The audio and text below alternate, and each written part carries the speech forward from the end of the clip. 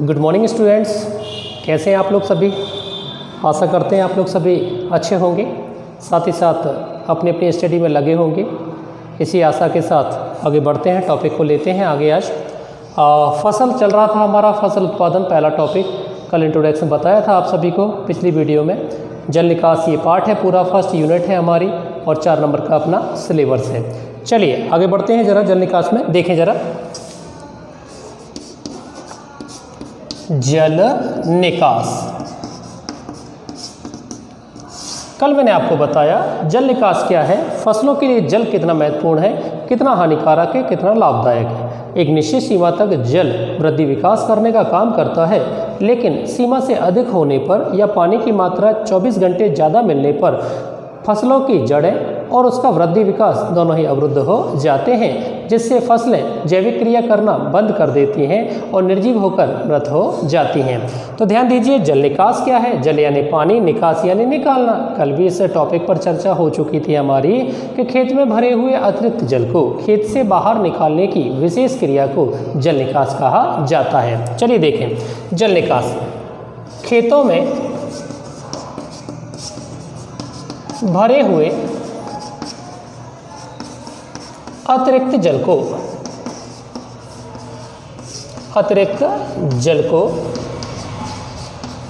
खेत से बाहर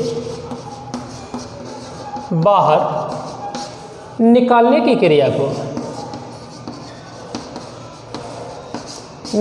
की क्रिया को खेतों में भरे हुए अतिरिक्त जल को खेतों से बाहर निकालने की क्रिया को जल निकास कहा जाता है। सामने देखिएगा जरा। अब ये डेफिनेशन आपको याद रखनी है भाई। सबसे पहला बिंदु यही चल रहा है अपना, जल निकास क्या है। अपने खेतों में, विभिन्न प्रकार की फसलों वाले खेतों में भरे हुए अतिरिक्त जल को खेत के भीतर से बाहर निकालने की क्रिया को जल निकास के नाम से जाना जाता है। गौर करें, खेतों में भरे हुए अतिरिक्त जल को खेत से बाहर निकालने की क्रिया को जल निकास कहा जाता है। लेकिन जल निकास की आवश्यकता क्यों होती है, वो है मेन पॉइंट। देखिए जरा, जल निकास की आवश्यकता के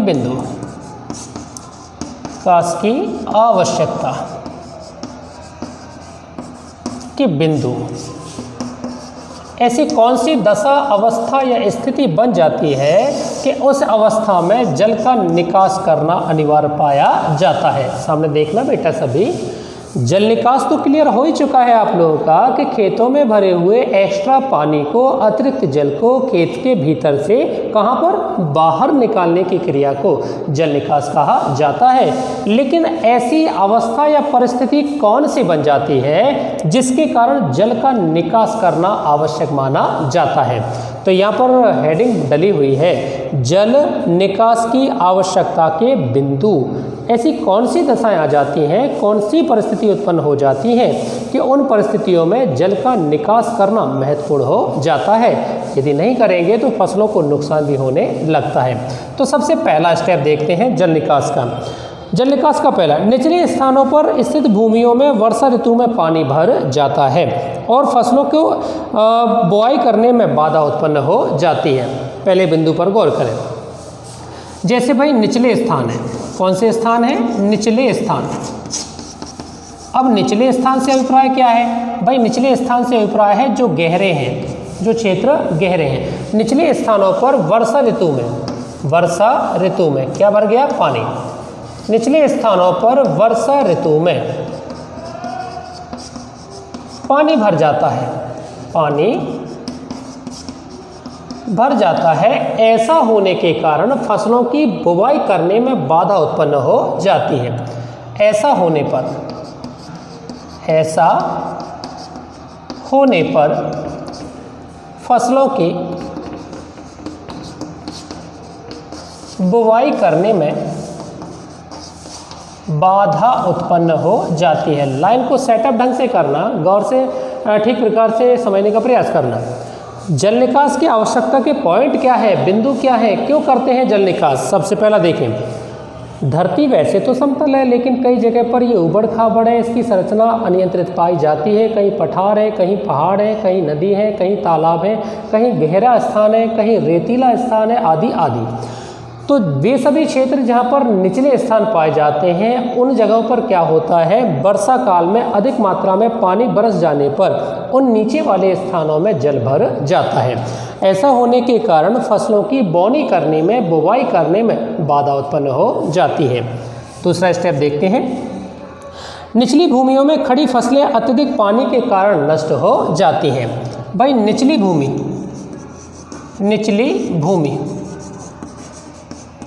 में खड़ी फसलें निचली भूमि में खड़ी फसलें अधिक जल से नष्ट हो जाती हैं, सामने देखें, वे सभी भूमियाँ जो नीची हैं, निचली हैं, यदि पानी की मात्रा 24 घंटे उन खेतों में लबालब भरी रहेगी तो वहाँ की जो जड़ें हैं, फसलों की मूल हैं, जड़ें हैं, वो गल जाती हैं तो फसल मृत हो जाती है, फसल की सारी जैविक क्रियाएं बंद हो जाती हैं। भाई निचली भूमि में खड़ी हुई फसलें अधिक पानी या जल से नष्ट हो जाती हैं। नंबर तीसरा स्टेप है, जिन क्षेत्रों में जल स्तर ऊंचा पाया जाता है वहाँ जल निकास अनिवार्य हो जाता है। जिन क्षेत्रों में जल स्तर ऊंचा पाया जाता है, कैसा पाया जाता है, ऊंचा, वहाँ पर सामान्यतः जल निकास अनिवार्य हो जाता है। जिन क्षेत्रों में जल स्तर ऊंचा पाया जाता है वहाँ पर जल निकास अनिवार्य हो जाता है। नंबर फोर्थ स्टेप है, जिन क्षेत्रों में चिकनी मिट्टियाँ पाई जाती हैं वहाँ पर पानी कम मात्रा में सोखती हैं, फलस्वरूप पर्याप्त पानी भूमि की ऊपरी सतह पर एकत्रित हो जाता है। भाई जिन क्षेत्रों की मृदा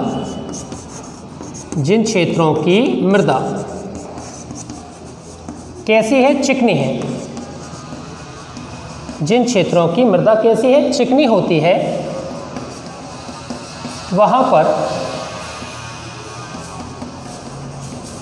पर जल का अवशोषण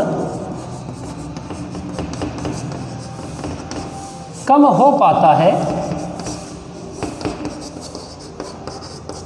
वहाँ पर जल का अवशोषण क्या हो रहा है, कम हो पाता है, तथा जल ऊपर भरा रहता है।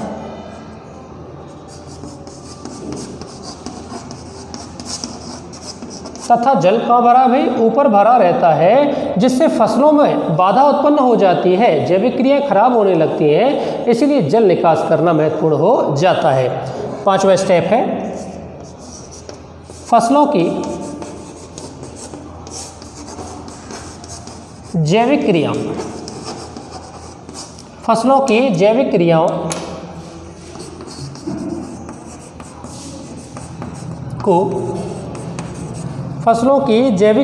को सुचारू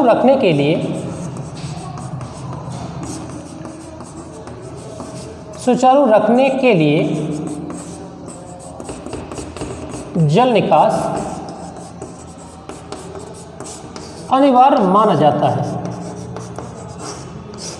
फसलों की जैविक क्रियाओं को सुचारू रखने के लिए जल निकास अनिवार्य माना जाता है। अब सामने देखिए, यहाँ पर पूरी तैयारी करवाते हैं आपको, देखें, ये लिख दिया भाई जल निकास, सामने देखें, जल निकास किसी भी खेतों में भरे हुए अतिरिक्त जल को खेत से बाहर निकालने की क्रिया को जल निकास कहा जाता है। देखिए, खेतों में भरे हुए अतिरिक्त जल को कहाँ से कहाँ, खेत से बाहर निकालने की क्रिया को क्या कह रहे हैं भाई, जल निकास कहा जाता है। लाइन पर गौर करें, यहीं की यहीं याद करने का प्रयास करें। जल निकास किसी भी खेत में भरे हुए अतिरिक्त जल को अपने खेत से बाहर निकालने की विशेष क्रिया को जल निकास के नाम से जाना जाता है। लेकिन जल निकास करने की आवश्यकता क्या है, तो आवश्यकता के अपन को बिंदु याद रखने पड़ेंगे। जल निकास की आवश्यकता के महत्वपूर्ण बिंदु निम्नलिखित पाए जाते हैं। नंबर 1 पहला देखें, निचले स्थान। कैसे स्थान, निचले स्थान, जहाँ पर वर्षा काल में, वर्षा ऋतु में पानी भर जाता है। ऐसा होने के कारण फसलों की बुवाई करने में बाधा उत्पन्न हो जाती है। दूसरा है निचली भूमि में। कैसी भूमि? निचली भूमि में खड़ी फसलें अधिक जल होने से नष्ट हो जाती हैं। नंबर तीसरा, जिन क्षेत्रों में जल का स्तर ऊंचा है, जिन क्षेत्रों में जल का स्तर ऊंचा है, वाटर लेवल हाई है, जल का स्तर ऊंचा है, वहाँ जल निकास अनिवार्य माना जाता है। फोर्थ, जिन क्षेत्रों की मृदा यानी मिट्टी कैसी है? चिकनी। अब यहाँ देखें जरा चिकनी मिट्टी कैसी होती है। ये मृदा का डीम डेला मैंने बनाया, आपको बताया है मैंने कई जगह पर। सामान्यतः मृदा के डीम में रंध्र अवकाश पाए जाते हैं, लेकिन चिकनी मिट्टी क्या होती है? चारों तरफ से चिकना स्पेस पाया जाता है। ये चिकना स्पेस क्या करता है कि जिन मिट्टियों में रंध्र होते हैं वो तो पानी को अवशोषित कर लेते हैं, लेकिन चिकनी मृदा क्या है? जल को अवशोषित नहीं कर पाती। यहाँ देखिए जरा, ये दो अलग अलग मैंने डायग्राम बनाए छोटे छोटे से।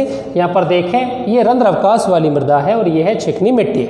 अब चूंकि इसमें रंध्र अवकाश है, पानी बरसेगा तो इसके रंध्रों में पानी भर जाएगा, अतः ये वाली मिट्टी रंध्र अवकाश होने के कारण जल का अवशोषण कर सकती है। लेकिन चिकनी मृदा में क्या है? रंध्र अवकाश का अभाव होने के कारण सामान्यतः चिकनी मिट्टी अधिक समय तक पानी को अवशोषित नहीं कर पाती है, जिसके कारण सामान्यतः जल खेत में भर जाता है ऊपर की ओर, और अधिक जल भर जाने के कारण फसलों पर प्रतिकूल प्रभाव डालने लगता है। तो ध्यान दीजिए, यहाँ पर पॉइंट आया है अपना, लिखा हुआ है जिन क्षेत्रों की मृदा कैसी है बेटा? चिकनी होती है। जिन क्षेत्रों की मृदा चिकनी होती है वहाँ पर जल का अवशोषण कम हो पाता है। जिन क्षेत्रों की मृदा चिकनी होती है वहाँ पर जल का अवशोषण कम हो पाता है तथा जल ऊपर भरा रहता है, तथा जल ऊपर भरा रहता है। आगे लिखा हुआ है फसलों की जैविक क्रियाएं। कौन सी क्रियाएं? जैविक क्रियाएं। फसलों की जैविक क्रियाओं को सुचारू रखने के लिए जल निकास करना अनिवार्य माना जाता है। क्वेश्चन याद हो जाएगा? मेरे ख्याल से याद हो ही गया होगा, क्योंकि इतना समझाने के बाद प्रत्येक विद्यार्थी यदि गहनता से देख रहा है तो उसे कोई दिक्कत नहीं आने वाली है। क्लियर है भाई?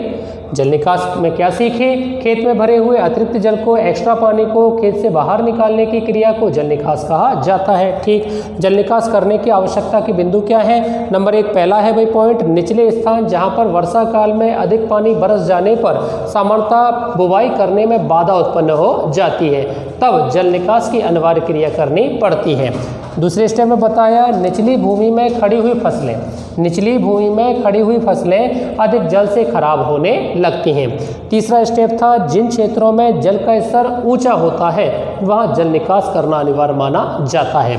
चौथा है जिन क्षेत्रों की मृदा कैसी है भाई? चिकनी होती है, वहाँ पर जल का अवशोषण कम हो पाता है तथा जल ऊपर की सतह पर भरा रहता है, जो कि फसलों को गलाने, खराब करने का काम करता है। तब ऐसे क्षेत्रों में भी जल निकास करना महत्वपूर्ण हो जाता है। आखिरी बताया फसलों की जैविक क्रियाओं को सुचारू रखने के लिए भी जल निकास करना महत्वपूर्ण माना जाता है। समझ में आ गया सभी छात्रों? सभी बच्चों को समझ में आ गया? बहुत बढ़िया। इसे मैं साफ कर देता हूँ।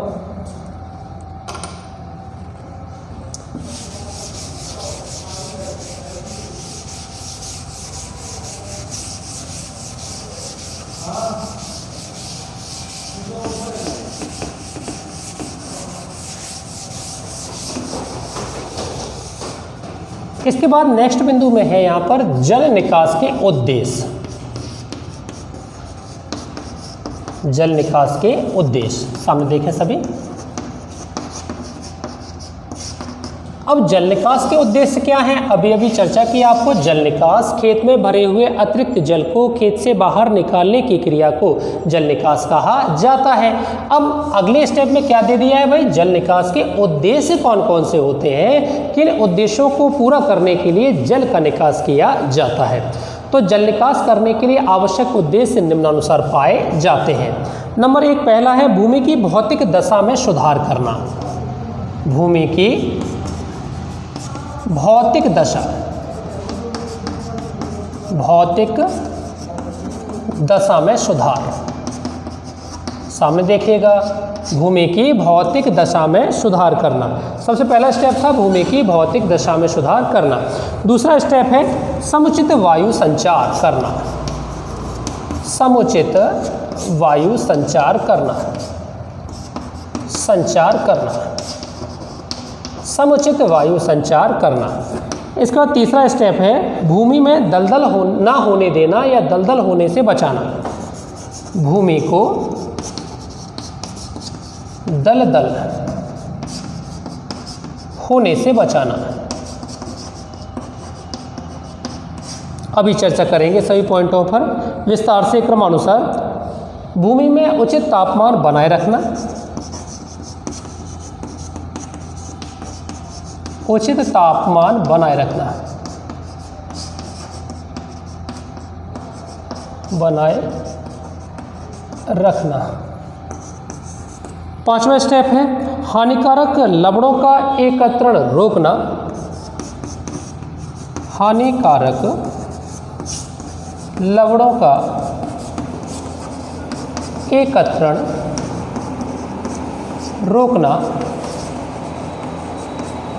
आदि। इधर देखिए जरा, जल निकास के उद्देश्य क्या हैं? जल निकास आपको क्लियर किया, पानी की अतिरिक्त मात्रा को खेत से बाहर निकालने की विशेष क्रिया को जल निकास कहा जाता है। लेकिन उद्देश्य में पॉइंट आपके सामने है 5। नंबर 1 पहला देखें, भूमि की भौतिक दशा में सुधार। जल निकास करने से मृदा की भौतिक दशा में सुधार हो जाता है। ऐसा होने से मिट्टी में हानिकारक पदार्थ नहीं पनप पाते हैं।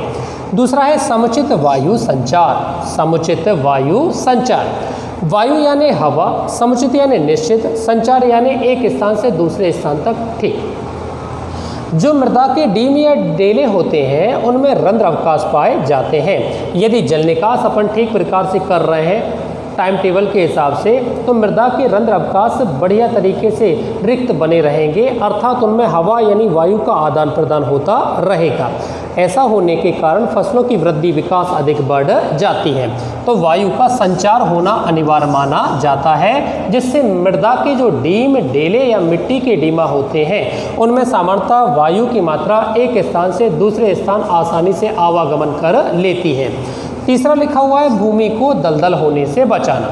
यदि जल की मात्रा 24 घंटे जमीन में भरी रहेगी तब सामान्यतः वहाँ की मिट्टी में कीचड़ उत्पन्न हो जाएगी, जो मृदा को दलदल टाइप में परिवर्तित कर देती है, जिससे फसलों और पेड़ पौधों का वृद्धि विकास रुक जाता है। अतः भूमि को दलदली होने से बचाने के लिए भी जल निकास करना महत्वपूर्ण हो जाता है।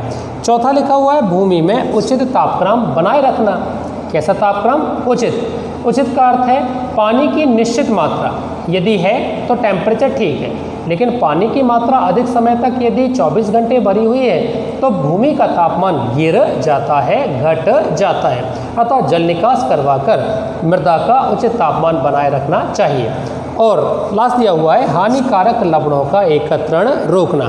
सामान्यतः हम जानते हैं कि विभिन्न प्रकार की फसल या खेत में जल की मात्रा अधिक समय तक भरी रहने पर कई प्रकार के नमी वाले कीटाणु, जीवाणु, कई प्रकार के हानिकारक घटक उत्पन्न हो जाते हैं, जो कि फसलों के स्वास्थ्य और शरीर पर प्रतिकूल प्रभाव डालने का काम करते हैं। अतः जल निकास का कार्य करवाकर हानिकारक लवणों को मृदा या खेत या पेड़ पौधे तक पहुंचने से रोक लिया जाता है। तो ध्यान देंगे, जल निकास के आवश्यक उद्देश्य कितने हैं? 5। नंबर 1, भूमि की भौतिक दशा में सुधार किया जा सकता है। नंबर 2, समुचित वायु संचार का कार्य किया जा सकता है। नंबर 3, भूमि को दलदल कीचड़ बनने से रोका जा सकता है। नंबर 4, भूमि में उचित तापमान बनाए रखा जा सकता है। नंबर 5, हानिकारक लवणों का एकत्रण यानी उन्हें जमा होने से रोका जा सकता है। तो आज की वीडियो में ये टॉपिक क्लियर किए गए थे। सबसे पहले जल निकास की परिभाषा बताई थी, इसके बाद जल निकास की आवश्यकता के बिंदु बताए थे, इसके बाद जल निकास के उद्देश्य आपको समझाए गए थे। क्लियर है बेटा? समझ में आ गया सभी को? इसके बाद मिलते हैं नेक्स्ट वीडियो में। आज के लिए इतना ही, धन्यवाद।